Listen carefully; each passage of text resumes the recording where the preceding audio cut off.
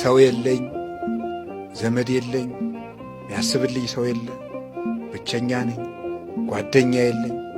ጓደኛ ላረግ ስሞክር ሁሉ ይክደኛል። እንዲያውን እግዚአብሔርም እንዳረግኩት እንጂ ነው ምንለው።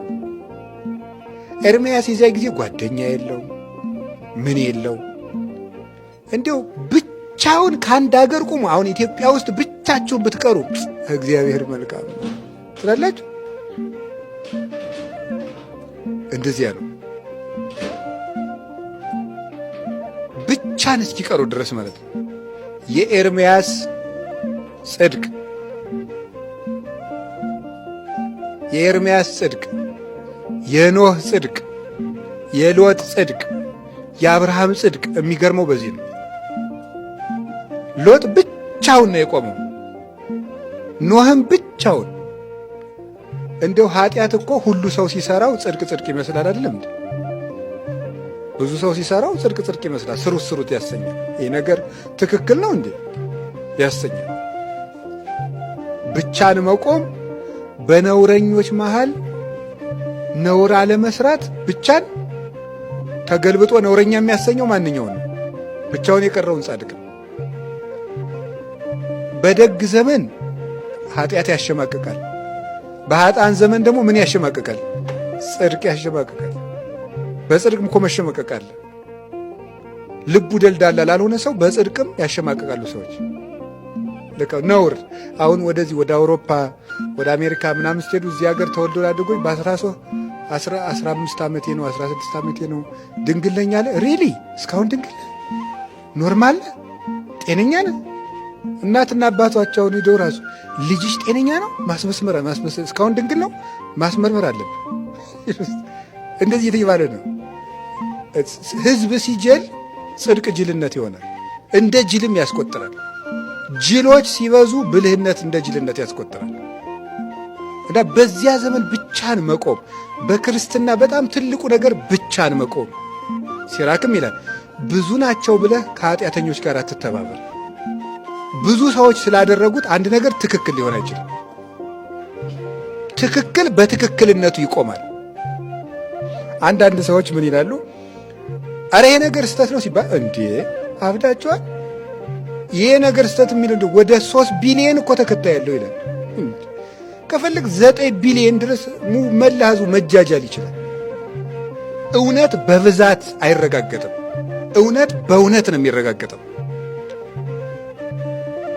ክርስቶስ በተሰቀለ ጊዜ ይሰቀል የሚሉት ሰዎች ይበዙ ነበር እና የዛ ጊዜ ይሰቀል የሚሉት ትክክል ናቸው አይደለም። ብዙ ሰዎች የሚያደርጉት ነገር እውነት ነው ማለት አይደለም። እንግዲህ የቡድሂዝም እምነት እርግጠኛ ነኝ ወደ 1.2 ቢሊየን ህዝብ ተከታይ ያለው። ቢሊየን ነው ሚሊየን አይደለም። ህንድ ውስጥ አሁን ስለበዙ ትክክል አይደለም። እንግዲህ እንደምታውቁት ወርቅ ያንሳል፣ ጠጠር ይበዛል እና ጠጠር ከወርቅ ይበልጣል ልንል አንችልም በብዛቱ። እና በክርስትና ሃይማኖት የእግዚአብሔር ቤተሰቦች ትልቁ ከባድ ነገር ምንድነው? ብቻን መቆም። የሚያሸልምስ ምንድነው? ብቻን መቆም። ሰዎች ድግስ ተዘጋጁ፣ ሴርሞኒ፣ ሁሉ ሰው ሲደነክር ይህ ነገር ሰዎች ይሰቁብኝ እኔም አንገቴን አስመትቼ ልውጣ የሚያሰኝ ነገር ይመጣል። ስለዚህ ብቻን መቆም ነው። ሰው ሁሉ እስክስታ ስለወረደ የግድ መንቀጥቀጥ የለብም። ከሳቁም ይሳቁብ። አቡነ ዘበሰማያት ብለው በማይበሉ ሰዎች መሃል አቡነ ዘበሰማያት መድገም አሁን ምንድን ነው? ገድሉ ነው። እጨጌ እስኪ ይበሉ ይላል። ለማሸማቀቅ ነው እንደዛ የሚለው። ሱሪ በሚለብሱ ሴቶች መሃል ቀሚስ ለብሶ መሄድ ጅልነት ነው። እንዴት እናድርግ? ጓደኞቻችን እንደ ጅል እየቆጠሩ ነው። ይቁጠራ። ከእግዚአብሔር ጋር መቆም አይሻልም እንዴ? ከጅሎች ጋር ተሰልፎ የጅል ዋጋ ከማግኘት ከብልሆች ጋር ተነቅፎ ከእግዚአብሔር ጋር መክበር ይሻላል። እግዚአብሔር ነው ክብር። ሰዎች ያከበሩትን ነገር ይንቁታል። አምና ያከበሩትን ዘንድሮ ይንቁታል፣ ይታወቃል። እየሰማችሁ ነው አይደል? ኢትዮጵያ ውስጥ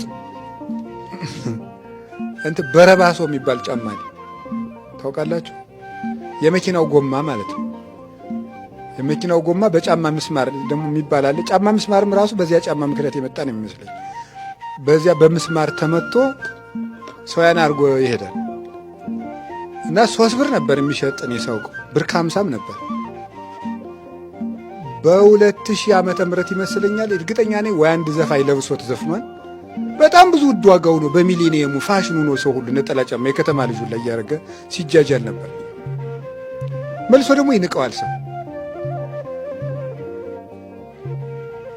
የሰው ልጅ አይምሮ ተለዋዋጭ ስለሆነ ሰው ያከበረው ነገር ትልቅ አይደለም።